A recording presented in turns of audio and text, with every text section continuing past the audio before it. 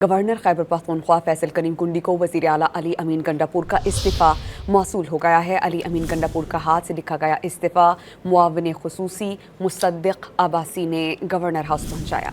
Governor Khyber Pakhtunkhwa Faisal करीम कुंडी ने तस्दीक की है कि अली अमीन गंडापुर का इस्तीफ़ा दोपहर 2:30 बजे मौसूल हुआ। आइन और मुतालिका कवानीन के मुताबिक इस्तीफ़े की जांच पड़ताल होगी, फिर आइनी और कानूनी तकाज़ों के तहत इस्तीफ़े पर कार्रवाई करेंगे। कल छुट्टी है, वो मामले को पीर को देखेंगे।